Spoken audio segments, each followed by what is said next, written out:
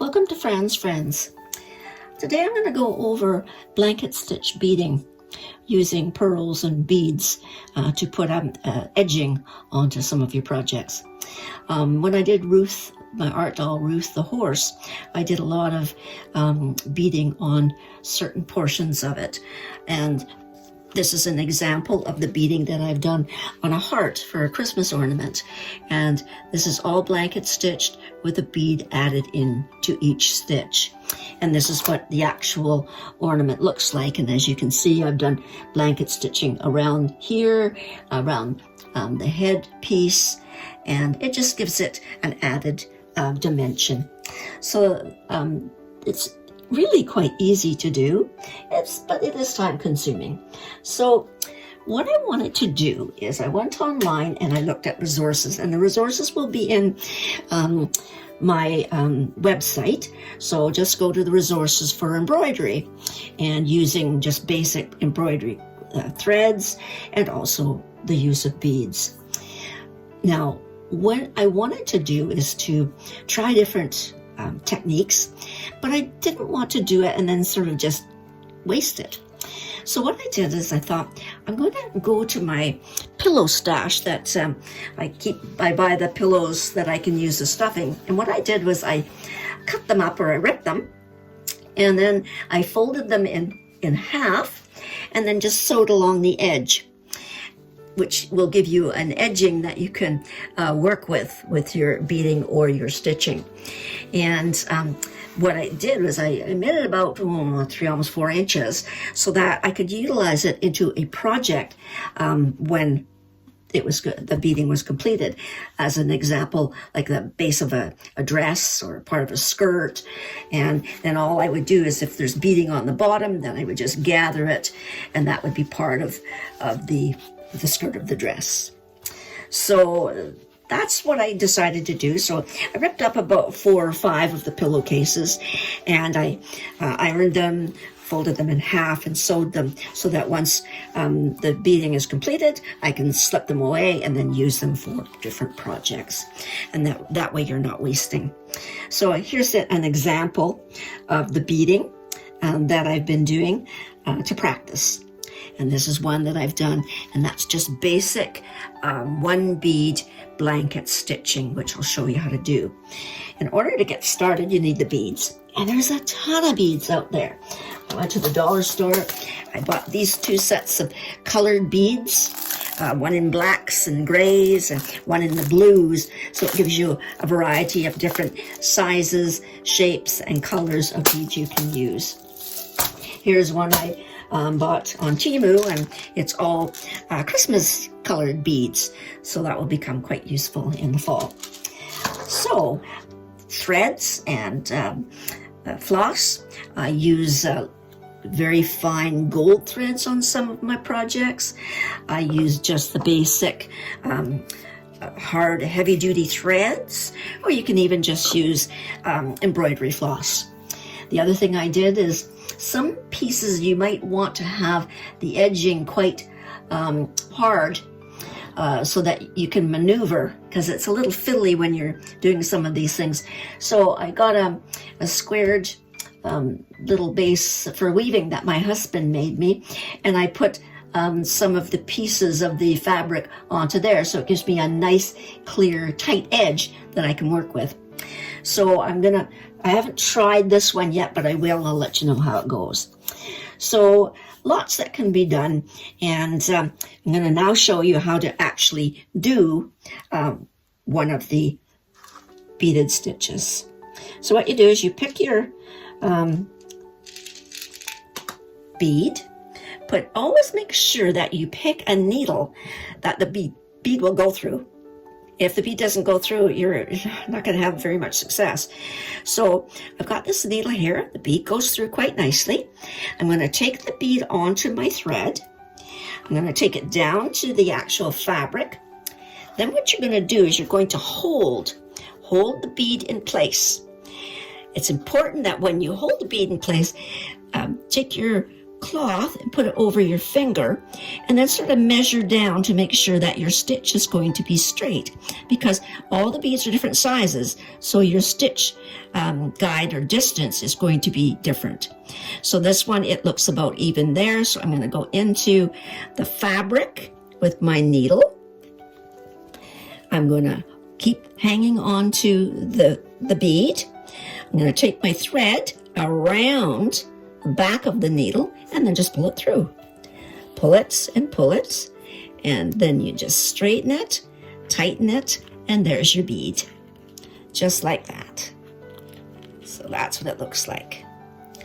So I've got a row. Now on this, because you're not working on a really, hard surface, you're going to get a bit of weaving, but once you actually get your fabrics in place, that's what it actually looks like. So that is what you call blanket stitch beading. Let's do it one more time. Getting your bead onto your needle, pulling it down over the thread to your fabric, holding the bead in your finger so it doesn't jump all over the place. Put your cloth over your finger, geared down to where it should be, and then come in, pushing your needle through, still hanging onto your bead, pulling the thread to behind the needle, and pulling it through. And there's your next one. So there you have 2 beads in place, ready for your next bead. So that's, again, is what it looks like. So I'm going to go along on the entire thing until I run out of beads probably, and then I'll put it aside, and then I'll be able to use it as a border for a skirt or something. So there you are. That's what it looks like. And again, always try and make sure that your stitch isn't in too far in, because then your actual stitch will look crooked. And these ones, they're a little bit off, but mostly they're straight. So try and get them as straight as you can. So that's the basic one for blanket stitch beading with 1 bead. Now let's try it with 2 beads. So I used on this one just a white heavy duty thread. And I've got 2 beads. I've got a pearl bead and a gold bead. So what I'm going to do is I'm going to take the gold bead first. And then I'm going to also pick up my pearl bead. This is the fun part. Okay, and then you put it onto your needle and thread it down. Okay, now with this one, what you've got is you've got 2 beads. So again, hold the 2 beads. Try to position it so you can see where it's going to go down. So we're probably about right there. Push your needle through your fabric. As you can see, I lost one of the beads. Hang on to those beads. Pull your thread in behind the needle and pull up.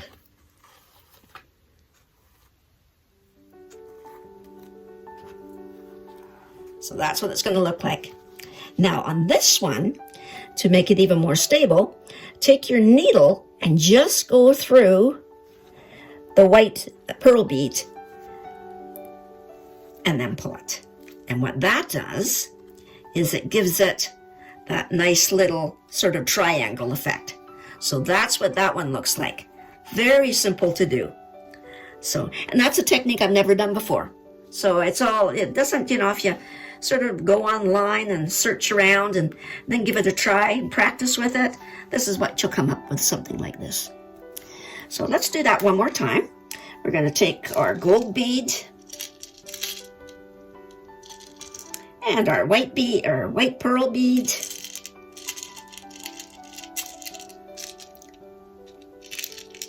There we go.